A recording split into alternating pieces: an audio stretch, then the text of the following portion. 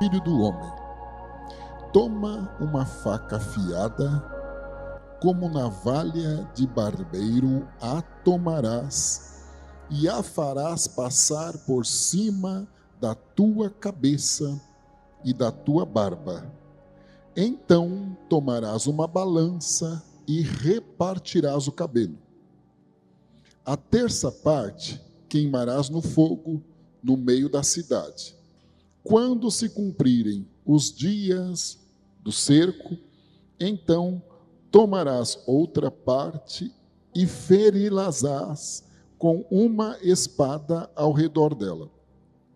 E a outra terça parte espalharás ao vento, porque desembainharei a espada atrás deles. Também tomarás deles um pequeno número e atá-los-ás nas bordas da tua veste. E ainda destes tomarás alguns, e os lançarás no meio do fogo, e os queimarás no fogo, e dali sairá um fogo contra toda a casa de Israel. Assim diz o Senhor Jeová: esta é Jerusalém. Pula no meio das nações e terras que estão ao redor dela. Ela, porém, mudou em impiedade os meus juízos mais do que as nações, e os meus estatutos mais do que as terras que estão ao redor dela, porque rejeitaram os meus juízos e não andaram nos meus preceitos. Portanto, assim diz o Senhor Jeová: porque multiplicastes as vossas maldades mais do que as nações que estão ao redor de vós, nos meus estatutos não andastes, nem fizestes os meus juízos, nem ainda procedestes segundo os juízos das nações que estão ao redor de vós. Por isso, assim diz o Senhor Jeová: eis que eu, sim, eu mesmo, estou contra ti, e executarei juízos no meio de ti, aos olhos das nações, e farei em ti o que nunca fiz, e o que jamais farei, por causa de todas as tuas abominações. Portanto, os pais devorarão os seus filhos no meio de ti, e os filhos devorarão os seus pais, e executarei em ti juízos, espalharei todo o remanescente a todos os ventos. Portanto, tão certo como eu vivo, diz o Senhor Jeová, pois que profanaste o meu santuário com todas as tuas coisas detestáveis e com todas as tuas abominações, também eu te diminuirei, e o meu olho não te perdoará, nem também terei piedade. Uma terça parte de ti morrerá da peste, e se consumirá a fome no meio de ti. E outra terça parte cairá a espada em redor de ti. E a outra terça parte espalharei a todos os ventos, e a espada desembainharei atrás deles. Assim se cumprirá a minha ira, e satisfarei neles o meu furor, e me consolarei, e saberão que eu, o Senhor, que tenho falado no meu zelo, quando cumprir neles o meu furor. E te porei em assolação, e como opróbrio entre as nações que estão em redor de ti, aos olhos de todos os que passarem. E o opróbrio e a infâmia servirão de instrução e espanto às nações que estão em redor de ti, quando eu executar em ti juízos com ira e com furor, em furiosos castigos. Eu, o Senhor, falei. Quando eu enviar as terríveis flechas da fome contra eles para sua destruição, as quais eu mandarei para vos destruir, então aumentarei a fome sobre vós e tornarei instável o sustento do pão. E enviarei sobre vós a fome, e más bestas que te desfilharão, e a peste e o sangue passarão por ti, e trarei a espada sobre ti. Eu, o Senhor, falei. Amém. Pesado, né? Forte. Parece que estamos diante de uma arbitrariedade do Senhor, uma sentença de juízo destruidora. Se não estivermos muito bem concentrados em compreendermos o texto, até saímos um pouco confusos com as formas que Deus se dirigia ao profeta Ezequiel, porém em tudo era manifesto a fidelidade de Deus. Pasme. Desde a criação do homem, Deus idealizou a este homem, preparou tudo o que era necessário, até de uma forma extremamente confortável, para que ele tivesse uma vida saudável, uma vida que glorificasse a Deus e não tivesse qualquer tipo de adversidade. Um verdadeiro paraíso, o Éden. Mas o homem optou, através de Adão e Eva, em conhecer a malícia, sendo seduzido pela serpente, uma fruta. Com isto houve uma quebra de uma aliança, de um compromisso com Deus, instituiu-se o pecado, a desobediência, e as consequências tornaram-se inevitáveis. Porém, Deus, na sua fidelidade, ele já disse no momento da queda, após ser confrontado Adão e Eva, o Senhor já disse: olha, eu vou restituir a aliança da comunhão com a humanidade. Então ele planejou o nascimento de Jesus Cristo. Os anos foram se passando. Jesus nasceu, porque Deus permanece fiel sobre todas as coisas.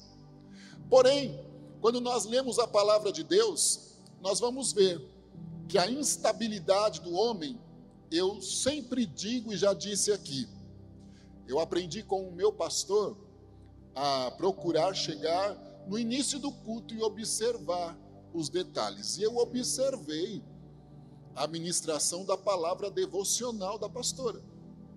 E ela falou sobre instabilidade, incoerência, usando os termos dela, eu posso estar falando alguns sinônimos, desobediência e fidelidade de Deus em dar oportunidades. Quando ela ler o Salmo que ela leu, 27. Deus então idealizou oportunidades ao homem, à humanidade. E em todos os momentos das grandes quedas, a iniciativa sempre foi do céu. Terrível, né? Deus ainda tomando a iniciativa para trazer o homem para perto dele. Aí eu amo este momento da história de Israel. Deus havia dado a eles um templo, um rei Davi, um rei Salomão.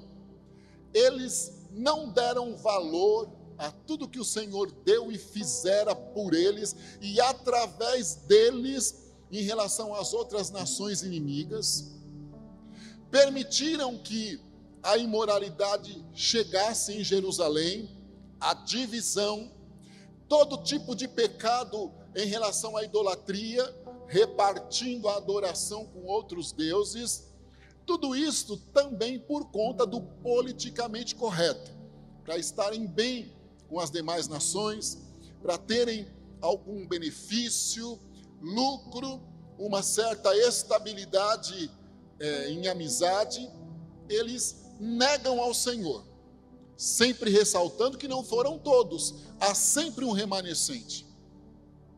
Deus então usa profetas e diz a este povo que eles precisavam retornar às origens, que não poderiam dar continuidade à vida que estavam levando. Eles não dão atenção aos profetas.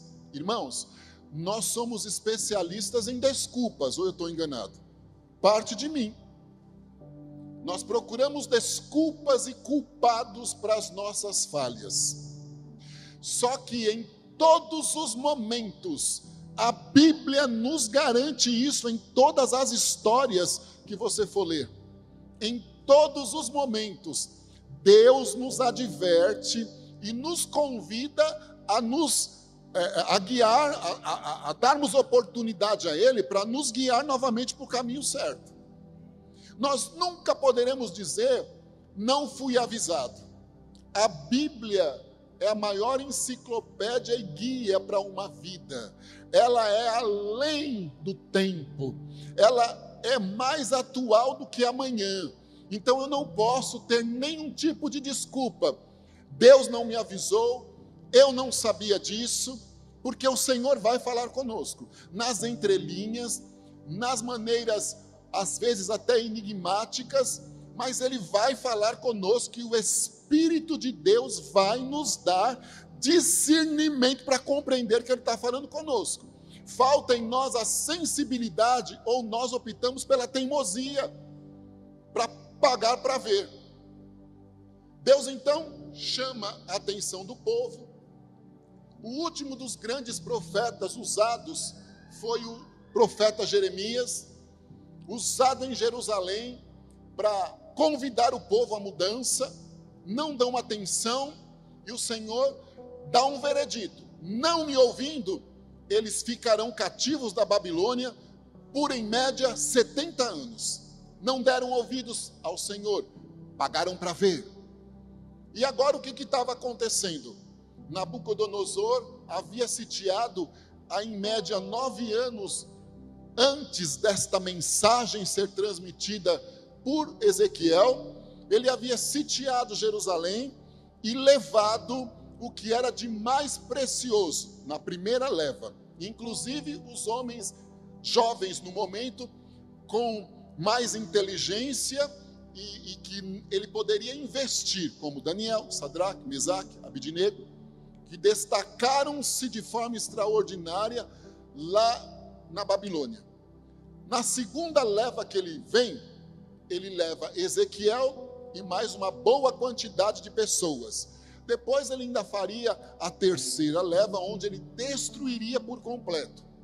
Nesta segunda leva, 9 anos após Daniel estar já no cativeiro, Ezequiel, que morava em Jerusalém, era de família sacerdotal, estava encaminhado desde a adolescência para cumprir o ofício sacerdotal no templo, seguindo todas as regras que eram devidamente, que deveriam, devidamente serem obedecidas, e isto simbolizava o perdão do pecado, a comunhão de Deus com o povo. Ezequiel tinha lá o seu plano de vida, mas ele é levado, mesmo que inocente, sem ter praticado as falhas pelas quais o Senhor tirou o povo do seu próprio habitat para puni-los e adverti-los lá na Babilônia. Ezequiel é levado. Ezequiel levado passa a residir com alguns dos cativos, uma boa quantidade de cativos, junto ao rio Quebar, próximo a Tel Abib, um rio da Mesopotâmia. E ali o Senhor se apresenta a Ezequiel e começa a usá-lo de uma maneira fenomenal para trazer uma mensagem de juízo, porém de oportunidade ao povo, em que novamente o Senhor iria ratificar, confirmar e dizer ao povo os motivos pelos quais eles passavam por aquilo. Os planos de Ezequiel ficam em Jerusalém, porque lá junto ao rio Quebar não havia templo, não teriam oportunidade de adoração. Nós vimos isso no Salmo 137, quando os irmãos lá na Babilônia, conhecendo o poder do Deus dos irmãos israelitas cativos, ou seja, quando Deus tem plano, projeto na vida de alguém, na vida de um povo, este projeto é reconhecido pelos demais. E onde quer que ele chegue, mesmo que numa condição absolutamente difícil, punitiva da parte de Deus, ali o projeto do Senhor vai acontecer. Deus então, esse povo então responde a quem pede para eles cantarem: olha, junto aos rios da Babilônia nós penduramos os nossos instrumentos. Aqui nós não temos liberdade para louvar ao Senhor, aqui nós somos escravos, exilados. Nunca perca a oportunidade de adorar a Deus. Nunca perca a oportunidade de congregar.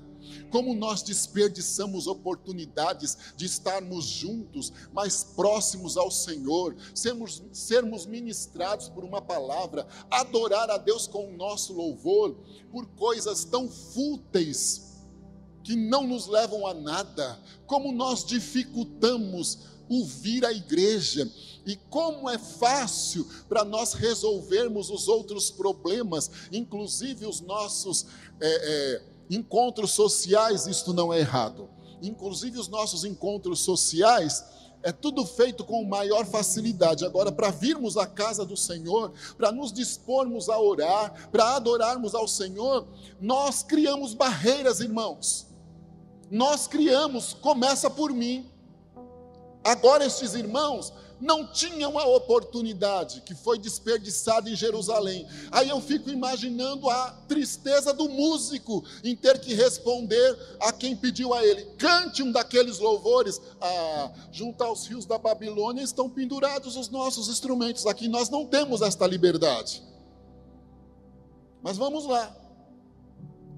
No meio deste contexto difícil, Deus levanta Ezequiel. E junto aos cativos, exilados, com algumas alegorias, enigmas, mensagens que não seriam de fácil compreensão, profundas, a longuíssimo prazo o cumprimento das mesmas aconteceria, Deus leva Ezequiel de uma maneira extraordinária para explicar para ele e através dele transmitir ao povo minuciosamente os motivos pelos quais eles estavam ali, as maneiras que Deus iria tirá-los dali, e o projeto que Deus tinha quando tirassem os mesmos dali, para dar continuidade ao projeto de vida em Israel. Ezequiel então recebe de Deus a mensagem. O Senhor avisa a ele: olha, você vai se dirigir a um povo rebelde, de dura cerviz. O Senhor diz que ele iria enfrentar escorpiões. Escorpião, um inseto pequeno, porém extremamente venenoso, e uma picada pode levar à morte se não for corrigido com um devido antídoto rápido. Aí também o Senhor mostrava que aquele povo, mesmo que agora pequeno, continuava perigoso, mesmo que numa condição desfavorável, continuavam envenenados pela imoralidade que haviam permitido chegar lá em Jerusalém. O Senhor então chama Ezequiel e dá uma ordem para ele transmitir a mensagem de Deus. Vai uma boa reflexão aqui. É muito bom ser usado por Deus, é muito bom ser instrumento de Deus, mas instrumento de Deus tem que estar afiado com Ele, e nem sempre as mensagens de Deus serão mamão com açúcar. Em muitos momentos elas serão duras, mas quem chama capacita, equilibra, encoraja e garante o cumprimento. Então eu não posso ser seletivo à maneira que Deus deve me usar, eu não posso determinar. Como também, como ouvinte da palavra de Deus, eu não posso ser seletivo ao que gosto ou não de ouvir, principalmente Porque as melhores mensagens de Deus para nós são as que nos confrontam, nos corrige e nos convida à mudança. Isso é uma verdade. Então, se esta noite Deus estiver nos trazendo uma palavra forte de correção, advertência e juízo, aí eu preciso dizer: bendito e louvado seja o nome do Senhor, porque é mais uma demonstração do amor dele para conosco, e mais uma vez uma oportunidade que ele nos dá para nós sermos alcançados com a vitória. Então nós acabamos de ler que Deus usa Ezequiel inclusive como um exemplo. Aí também vai uma reflexão. Pense o comentário do povo. No mínimo diziam que ele não estava bem da cabeça. Outros mais insensíveis e ousados, atormentados verdadeiramente pelo sistema e pelo principado atuando ali, poderiam dizer: quer se aparecer? Julga-se o mais santo? Ou eu estou enganado? Se eu não tomar cuidado, eu vou agir assim. São as tendências humanas, irmãos. Eu vou agir assim. Mas vamos lá. Deus diz a Ezequiel: corta o teu cabelo, divide em 3 partes e vai transmitir a mensagem para o povo. Cada uma das partes com uma sentença. E uma pequena parte de fios de cabelo que estiverem preso à sua roupa, à orla ou à borda da sua vestimenta, esses serão os remanescentes. E mesmo entre os remanescentes, alguns não conseguirão ir até o fim. E durante o tempo da transição até a conquista, cairão também. Que coisa dura, não é? Que palavra dura. Imagine Ezequiel. Anteriormente o Senhor diz: pega um tijolo, desenha Jerusalém e começa a dizer que o Senhor vai punir Jerusalém. Várias formas de expressão. Agora, o Senhor usa o exemplo dele. Bom, Isaías, o Senhor disse para ele: ó, vire-se de costa aí para Jerusalém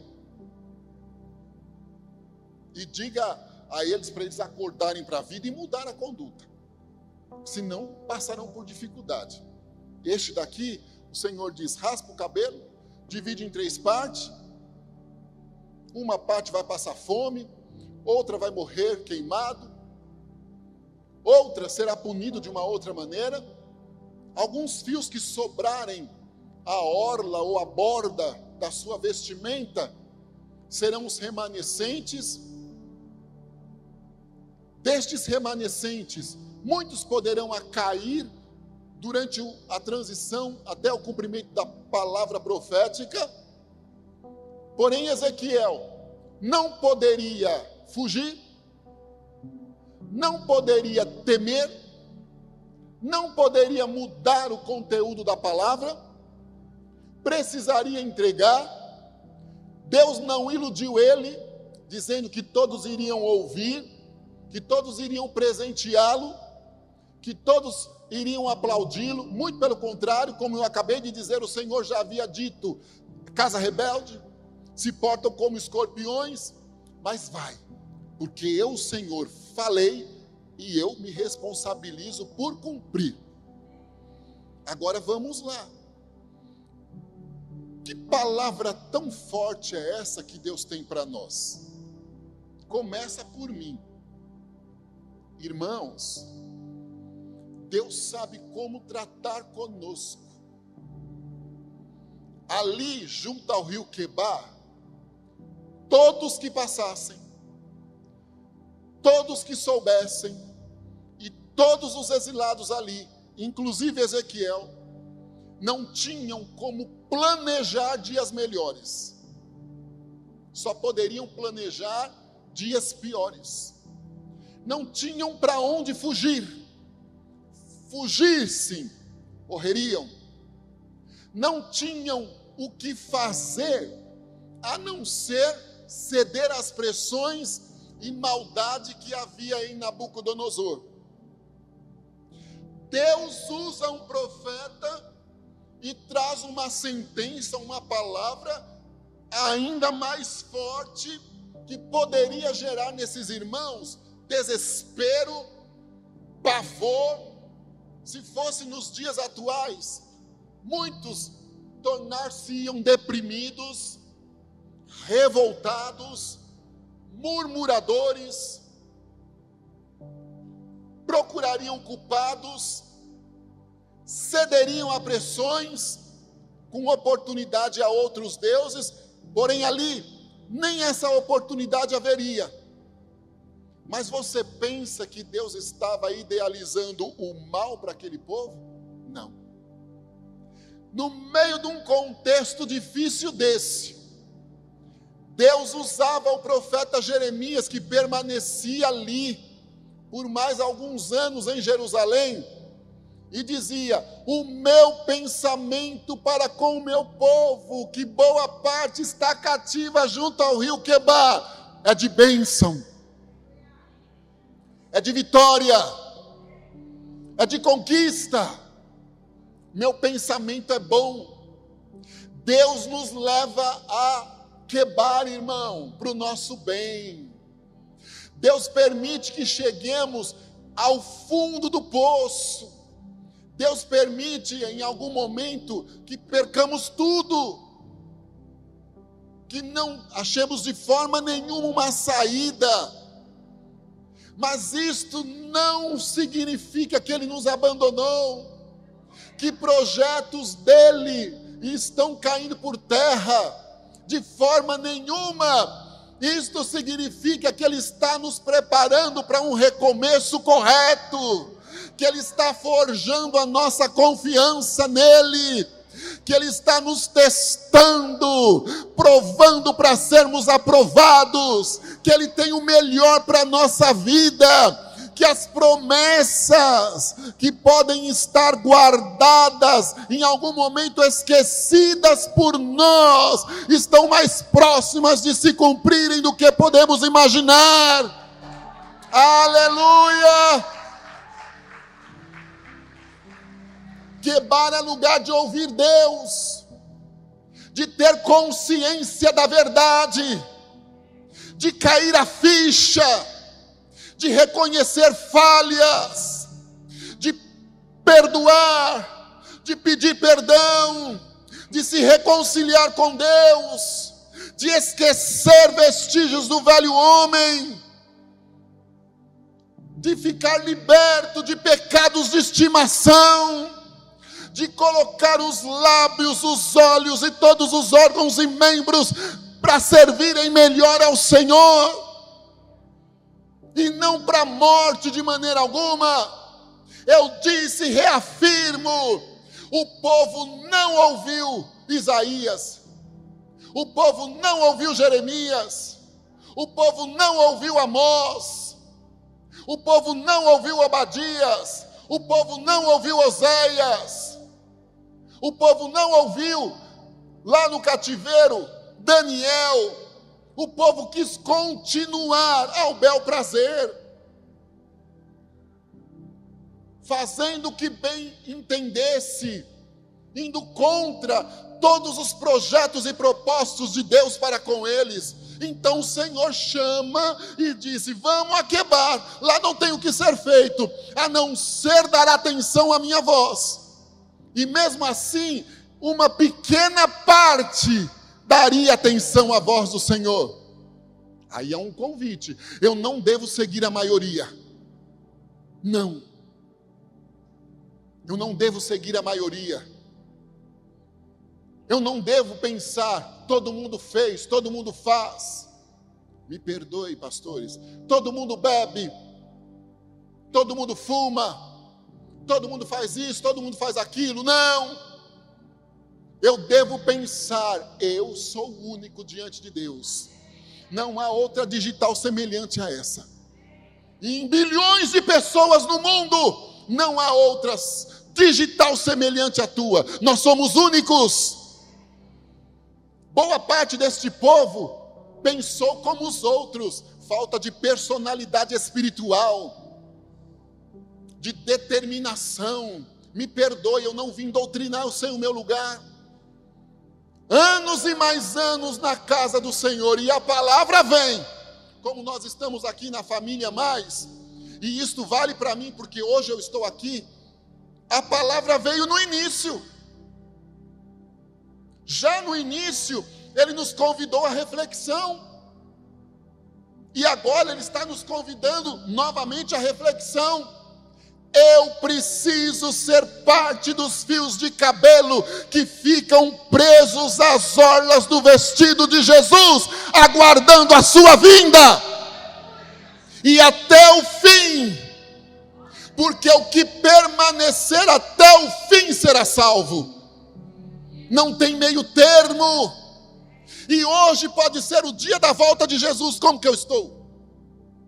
Preso à orla dele? Ou já caí ao chão? Ou estava ou estou entre as outras três partes? A punição era forte, mas era necessário. Os melhores remédios são os que saram, só que eles, para sarar a inflamação, precisa em algum momento doer. Na minha época tinha o metiolate, na época da Rose também, do César não tinha o metiolate. Na época minha e da Rose tinha. Ardia, mas passava no corte de manhã, de tarde já era. Secava. Mas quando a mãe vinha com aquele potinho, hoje não tem mais graça. Geração, me perdoe aqui, sem politicagem. Geração mimimi não iria de forma nenhuma aceitar um metiolate que arde. Hoje ele não arde mais, também a tecnologia evoluiu, enfim. Mas na minha época, não adiantava passar o mercúrio, a violeta. Não. Ou era o metiolate, ou era a bezetacil. 3 ou 4 dias sem andar direito, mas a dor saía, a inflamação saía. Tinha um outro Bactrim, que ele era fortíssimo também, servia para doenças aí terríveis. Era 1 ou 2, com algumas contraindicações, sim, 1 ou 2, mas a pessoa ficava livre daquele problema. Assim falava o Senhor com o povo, trazendo uma palavra pesada, mas acima de tudo prevalecia o amor e o desejo de Deus em fazer aquele povo se conscientizar e mudar. Minha querida, a senhora está com uma blusa laranja, num tom laranja bem bonito, faça assim com a mãozinha. Isto. A mão do nosso Deus estende-se a favor da irmã esta noite e ela traz saúde do céu. Amém? A primeira coisa que a mão do Senhor faz a favor da tua saúde é tocando na pressão da tua cabeça, tocando nas tuas narinas, fazendo um grande movimento de saúde neurológica nos teus braços, mãos, pés e tornozelos. Também a mão de Deus se estende por conta dos teus batimentos cardíacos estarem comprometidos devido a estes problemas citados agora. E alguns traumas emocionais também, que era como um gatilho, e nos últimos 3 meses, esse ano aqui, estes traumas, eles foram despertados por palavras que a senhora ouviu, mas a mão do nosso Deus, com conhecimento do teu coração, de um grito de euforia e de clamor, levanta-se esta noite com um toque sobre ti, e a irmã sai daqui curada. Deus vai pacificar situações, vai envergonhar o maligno, e o nome dele será louvado na tua vida. Amém. Louvado seja o Senhor. Louvado seja o Senhor. Meu amigo, você colocou a mão aqui assim, está com uma camiseta preta. Por favor, levante a sua mão. Isto. Deus não é um Deus que expõe pessoas, certo? Não lembro de conhecê-lo, por isso estou falando assim. E com isso não estou dizendo que você não acreditaria e nem que você tem um pecado, porque aí tinha que começar pelos meus. Mas o Senhor diz assim dentro do meu coração: meu servo está debilitado emocionalmente, espiritualmente, enfraquecido, angustiado, em algum momento não conseguindo fazer o tico e o teco funcionar como deve funcionar, não consegue associar o pensamento, não consegue elaborar algo consistente. Tudo isto porque os últimos 3 anos têm sido totalmente instáveis. São 2 passos para frente e aparentemente 3 passos para trás. Tudo que o meu servo tem iniciado, ele não consegue concluir e sofre injustiças, prejuízos. Isto tudo está debilitando ele e agora chegou ao limite. A mão de Deus primeiro vai trazer calma dentro do teu coração. Porque tu não estás conseguindo refletir, pensar. Com todo respeito, Deus não está te expondo e não vai expor. Não está conseguindo refletir, pensar, associar, colocar 2 mais 2 é 4, 4 mais 4, 8, 8 mais 8, 16. Não há um sincronismo, porque tudo fica confuso. Deus vai te ajudar hoje a colocar as coisas em ordem. A mente, a memória. Deus te ajudando a colocar as coisas em ordem, Ele vai normalizar o teu sono. Você já levanta cansado, parece que brigou a noite toda. Deus vai normalizar o teu sono e vai tornar o teu sono reparador. A mão de Deus manda eu te dizer, infelizmente, Ele vai te levar a início novamente. Tudo que está planejado vai ser desestruturado, bagunçado, né? Forma de falar. Mas o Senhor te levará ao início novamente, ou seja, agora de uma forma diferente, agora de uma forma consciente, agora seguro e convicto de que o Senhor vai te dar vitória, de uma maneira mais madura, mais experiente. Tu vais desfrutar da fidelidade e vai testificar a misericórdia de Deus sobre ti. A necessidade de um sinal, porque a angústia está tanta que você olha e diz: Deus não existe, não gosta de mim, não está interessado em nada comigo.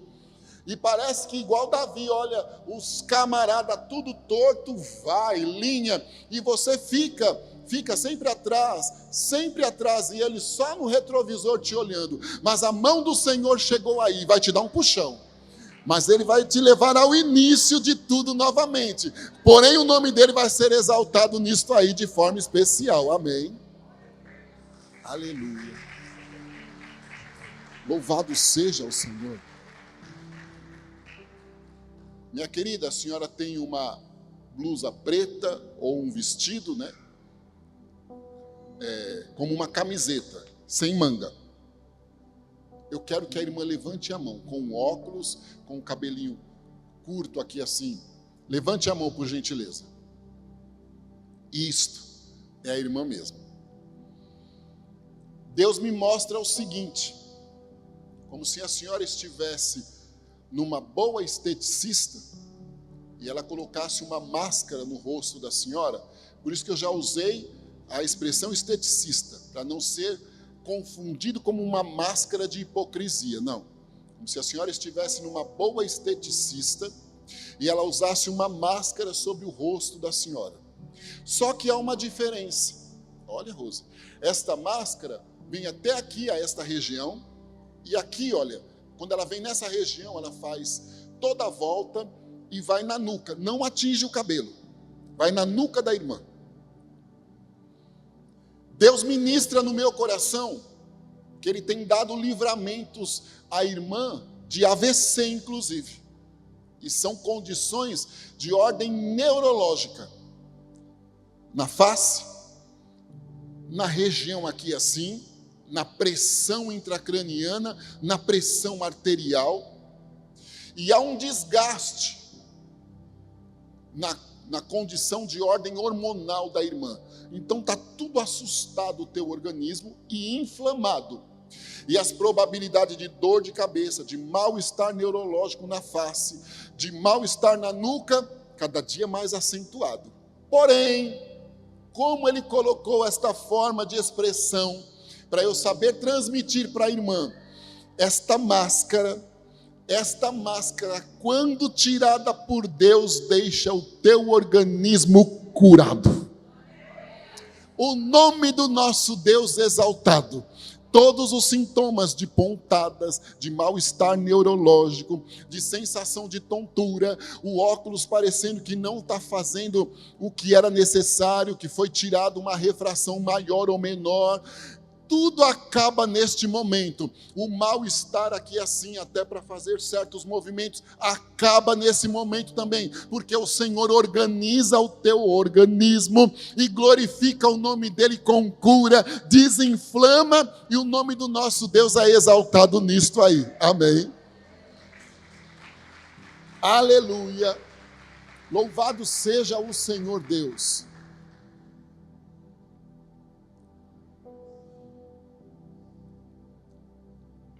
Ezequiel foi polivalente, irmão, corajoso, determinado em cumprir a voz de Deus.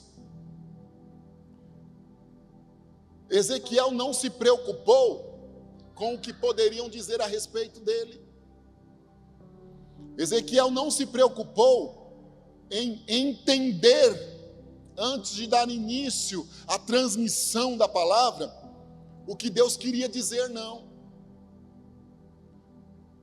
Ele foi transmitindo na íntegra. E foi fazendo o que Deus mandou no meio do povo. Saiu lá, como disse aqui, com uma faca afiada. Dividiu o cabelo em 3. E depois disse: está vendo isto aqui? Parte com fome, parte morrendo, parte não sei o quê. Está vendo esses que sobraram aqui? Os remanescentes, alguns não suportarão até o fim. Mas ele termina dizendo assim: olha, eu, o Senhor, falei. Deus tinha dito. Isaías, quando começa a receber as mensagens do céu, de restauração do povo também,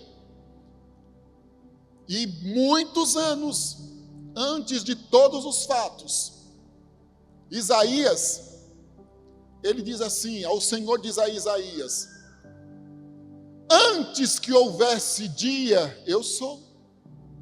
Ninguém há que consiga escapar das minhas mãos. Isaías, operando eu, quem impedirá? Vai, transmita. Encorajou Isaías. Jeremias também. Quando protelou com Deus, que ainda era novo, sabia o lugar que vivia, que nós temos conhecimento dos ambientes que nós vivemos, convivemos, participamos. Nós temos conhecimento de quem é quem. Às vezes nos fazemos de desentendidos, até por algum benefício, e isso não é bom. O Senhor disse para Jeremias: você não estava no ventre ainda, eu já havia te constituído. Quando lá eu te escolhi, vai e fale, porque eu serei contigo. Eu vou te cingir, vou te dar autoridade. Quer ou não queira, te ouvirão. Mas eu garanto, Jeremias, eu zelo sobre a minha palavra para cumprir a mesma. Ao invés de nós olharmos um texto desse como uma forma arbitrária de Deus, nós devemos olhar como uma oportunidade de mudança. Ao invés de olharmos os nossos quebar com o olhar de desesperança, de desânimo, de entrega, nós devemos olhar com o olhar de oportunidade. Deus nos permite, nos leva, porque não tem como eu substituir a expressão aqui. Deus nos leva a quebrar para um papo ao pé do ouvido. Mas sabe por quê? Porque Ele quer o melhor para nós. Tudo ali era tido como perdido. As nações passavam, o povo passava às margens de Jerusalém, de onde tinham saído, meneavam a cabeça, leia lá Lamentações de Jeremias, zombavam. Alguns, moabita, amonita, edomita, amalequita e outros mais, oportunistas, e que se contentavam com um pouco, porque a ira e o desejo de vingança e revolta contra o povo abençoado era tanto. Quando o Senhor tirou toda a nação de Israel e levou ao cativeiro, eles foram lá e pegaram o resto do pedacinho de ouro que sobrou, que talvez na correria alguém deixou cair. O resto da janela da casa, a última melancia que sobrou na lavoura, só para dizer, foram destruídos. Quando souberam que o povo estava junto ao rio Quebar, também zombavam, e a verdade é o povo também sem esperança, dizendo, nossos instrumentos estão pendurados junto ao salgueiro, então tudo era desfavorável. Há um louvor que diz assim, quando tudo diz que não, sua voz me encoraja a prosseguir. Quando tudo diz que não, ou eu estou enganado? Há lá na harpa cristã, o inário da Assembleia de Deus tradicional, o 126, que fala sobre fé. Fé é a prova do que eu não vejo. O povo não enxergava nada a não ser Quebar, mas Deus convidava os mesmos a acreditar na restauração, e que aquilo era parte integrante. Mas há um hino 126 que fala sobre fé. Ele destaca Abraão. Uma das estrofes diz assim, os melhores hinos e poesias foram escritos em tribulação, e do céu as lindas melodias se ouviram na escuridão. Sim, confia tu inteiramente na imensa graça do Senhor.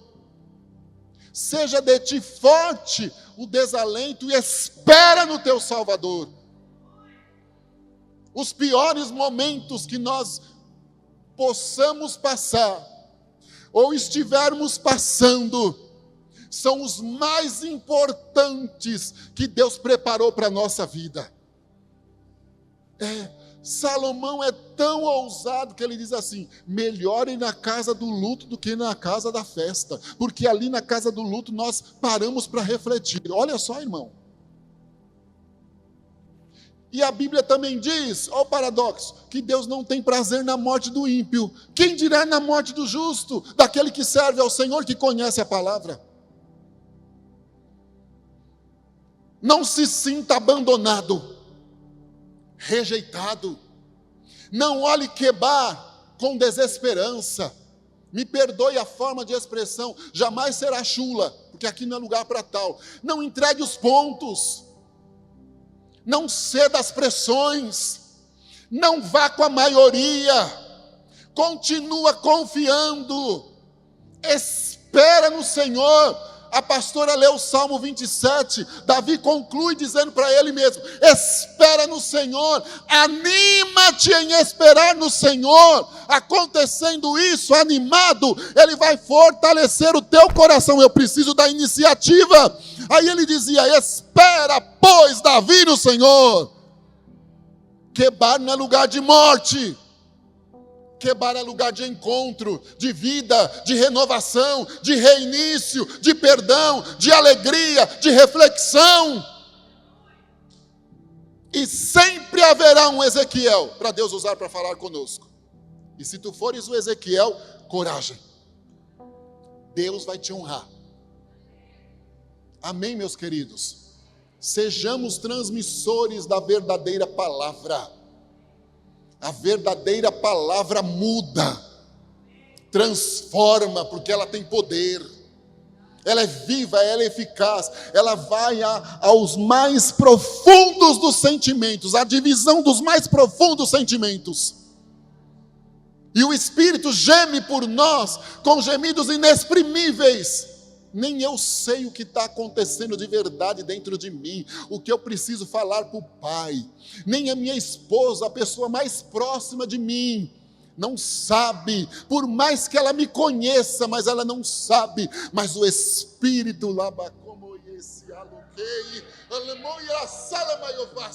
mas o Espírito do Senhor Jeová sabe, e Ele vai lá e intercede. Está vendo lá, o César precisa disso, ele não tem consciência. O Francisco, a Rose, a Bá, intercede por eles e a mudança acontece, e Deus é glorificado. A vitória vai chegar no quebar. A vitória vai chegar. Amém, meu querido?